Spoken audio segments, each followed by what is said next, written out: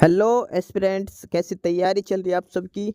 Welcome to our YouTube channel सरकारी नौकरी notifications. Aspirants, आपका अपने यूट्यूब चैनल सरकारी नौकरी नोटिफिकेशंस पर आपका स्वागत है।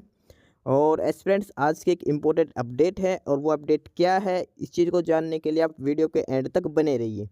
ठीक है, जो भी एस्पिरेंट्स वीडियो पर नए हैं, चैनल पर नए हैं, तो चैनल सरकारी नौकरी नोटिफिकेशंस को सब्सक्राइब करके ज़रूर चलें। वीडियो अच्छी लगे तो वीडियो को लाइक करना, शेयर करना। अगर कुछ इश्यू हो, कुछ पूछना हो वीडियो के सब्जेक्ट वे के बारे में, कंटेंट के बारे में, तो आप कमेंट बॉक्स में कमेंट जरूर करना। ठीक है, तो एक बार फिर से, अगर सब चैनल सब्सक्राइब नहीं किया तो चैनल सब्सक्राइब करते हो। चलिए शुरुआत करते हैं। Aspirants HAL Hindustan aeronautics limited, और उन्होंने नया नोटिस दिया है। Notification number HR-TBE 2024-03 Hindustan aeronautics limited, और इसमें कुछ वैकेंसीज हैं, कुछ रिक्रूटमेंट्स हैं जो इनके द्वारा की जानी है। HAL एयरक्राफ्ट डिवीज़न नासिक की तरफ से रिक्रूटमेंट नोटिफिकेशन आया है। अब एक बार डिटेल में इस नोटिफिकेशन को पढ़ते हैं, कौन कौन सी वैकेंसीज, क्या इसमें एलिजिबिलिटी क्राइटेरिया, फुल ठीक है, कंडीशंस क्या क्या हैं। इसमें सबसे पहले जो मेन लिख रखा वो है कि HAL offers a challenging and rewarding career to individuals who want to contribute toward nation building. Currently, HAL aircraft division Nasik is looking for engagement of personnel on tenure basis in the non-executive cadre। कुछ recruitments आई हैं HAL aircraft division Nashik की तरफ से। ठीक है, सबसे पहले इन्होंने HAL के बारे में बता रखा है, एक नवरत्ना सेंट्रल PSU है ये। ठीक है, और अब इसमें चेक करते हैं क्या क्या वैकेंसीज हैं, कितनी नंबर ऑफ वैकेंसीज है, सारी डिटेल एक बार 1 बाय 1 करके चेक करते हैं। सबसे पहले है टोटल नंबर ऑफ पोस्ट, वो है 58। टोटल नंबर ऑफ वैकेंसीज जो है HAL में वो है 58 वैकेंसीज हैं। 1 बाय 1 करके डिटेल में देखते हैं। तो सबसे पहले है पोस्ट कोड TBEDTC01, और पोस्ट है ऑपरेटर सिविल D6। ठीक है, स्केल है D6 में, ट्रेड है सिविल। नंबर ऑफ पोस्ट है इसमें 2 है, 1 for UR category and 1 for OBC NCL। Next है post code TBEDTEL02, operator electrical D6, pay scale इसका D6 है, और ट्रेड है electrical. Number of vacancies are 14, UR के लिए 7, OBC के लिए 3, SC के लिए 1, ST के लिए 1 और EWS के लिए 2 वैकेंसीज हैं। नेक्स्ट है TBEDTELX03, ये है इलेक्ट्रॉनिक्स के लिए, D6 पे लेवल में है, इलेक्ट्रॉनिक्स ट्रेड ही चाहिए। 6 वैकेंसीज हैं, UR के लिए 2, OBC 1, SC 1, ST 1 और EWS 1। नेक्स्ट है TBDT MEC04, operator mechanical, D6 scale में है, और इसमें number of vacancies are 6, 2 for UR, 2 for OBC, 1 for SC and 1 फॉर EWS कैटेगरी। नेक्स्ट है TBETTFT05, operator fitter C5 scale में है, फिटर ट्रेड जी। इसमें वैकेंसीज है 26, UR के लिए 11 है, OBC के लिए 8, SC के लिए 2, ST के लिए 1, EWS के लिए 4।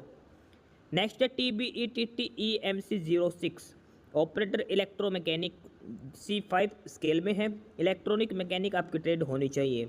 Number of post are 4, 1 for UR, 1 for OBC, 1 for SC and 1 for ST। इस हिसाब से टोटल 58 वैकेंसीज है। ये अलग अलग ट्रेड और कैटेगरी के हिसाब से डिस्ट्रीब्यूट कर रखा है। ठीक है, अलग अलग ट्रेड है, civil, electrical, electronics, mechanical, fitter और इलेक्ट्रोमैकेनिक की पोस्टें हैं। ठीक है, टोटल नंबर ऑफ वैकेंसीज की बात करें 58 वैकेंसीज हैं, अलग अलग पे लेवल इनका शो कर रखा है। नेक्स्ट इसमें बात करते हैं एसेंशियल क्वालिफिकेशंस के बारे में। एसेंशियल क्वालिफिकेशन में सबसे पहले जो पोस्ट थी सिविल के लिए, सिविल के लिए आपके पास सिविल में डिप्लोमा होना चाहिए सिविल इंजीनियरिंग का। ठीक है, ऑपरेटर सिविल यानी कि सिविल ट्रेड होनी चाहिए, diploma in civil engineering.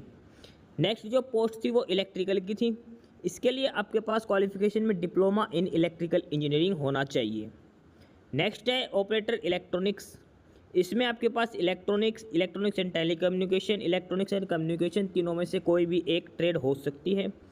Qualification में जो तीनों ट्रेड है इनमें से किसी भी एक ट्रेड में आपके पास डिप्लोमा होना चाहिए, diploma in electronics, electronics and telecommunication, या फिर इलेक्ट्रॉनिक्स एंड कम्युनिकेशन इंजीनियरिंग में आपका डिप्लोमा होना चाहिए।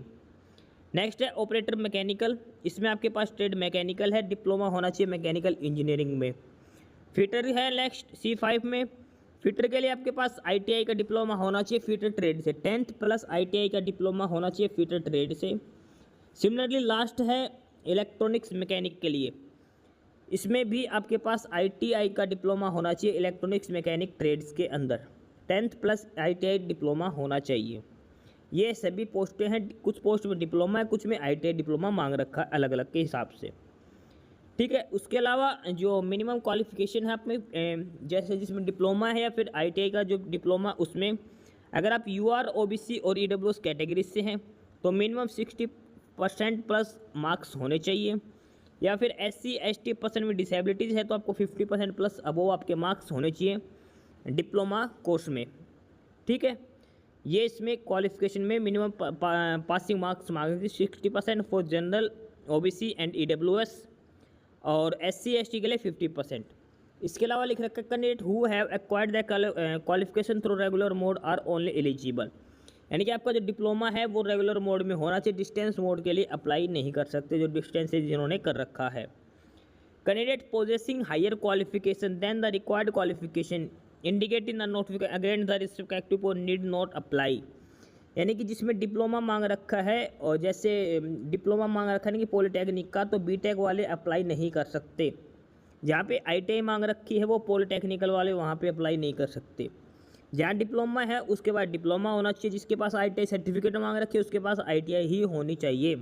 हायर एजुकेशन क्वालिफिकेशन वाले कैंडिडेट्स अप्लाई नहीं कर सकते, ध्यान रख के चलना है। नेक्स्ट है इसमें एज लिमिट की बात करते हैं।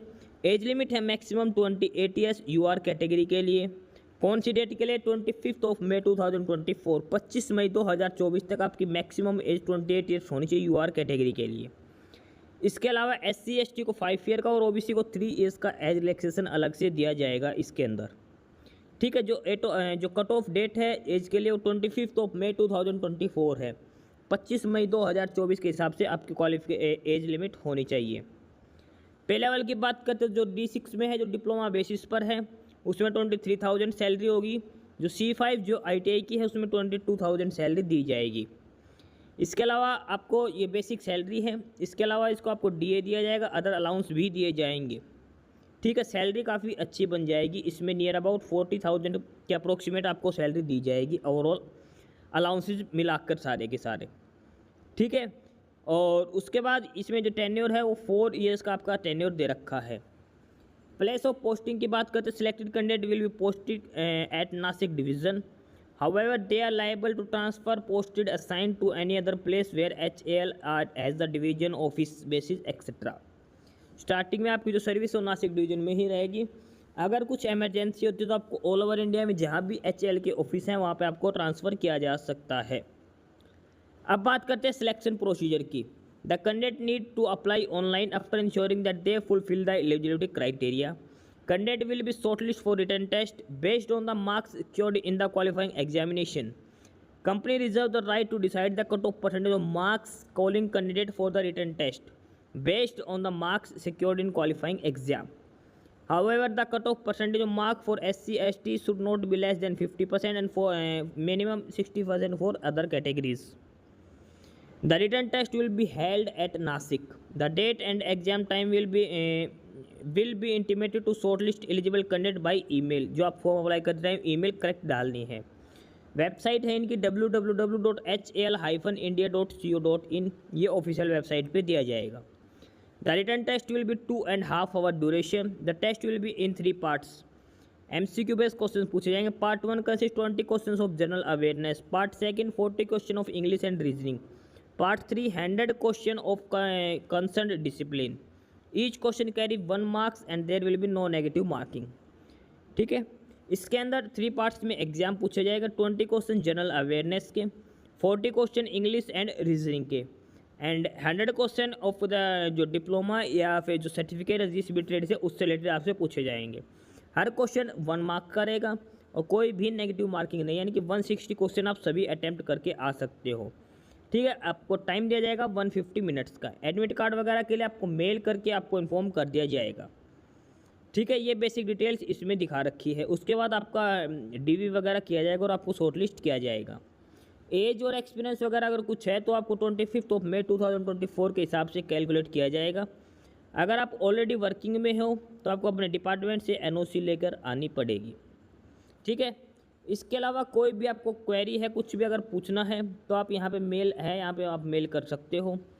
ये है rec.nsk@hal-india.co.in पर। ठीक है, बेसिक से सारी डिटेल्स इसमें दिखा रखी है। ऑफिशियल जो वेबसाइट है हिंदुस्तान एयरक्राफ्ट की HAL की, वो है hal-india.co.in पर।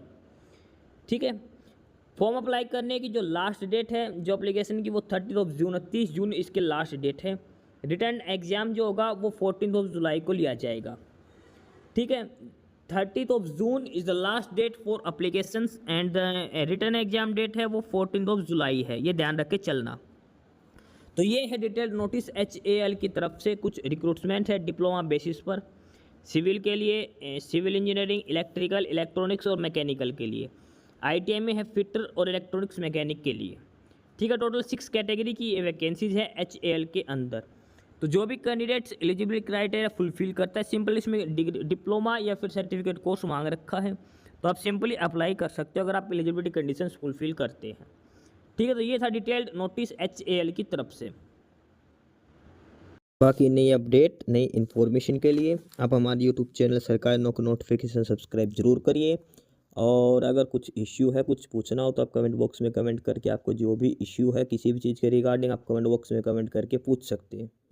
ठीक है, चैनल को सब्सक्राइब जरूर करें, वीडियो को लाइक करें, शेयर करिए, जुड़े रहिए हमारे साथ। मिलते रहेंगे नई अपडेट्स के साथ, तब तक के लिए बाय।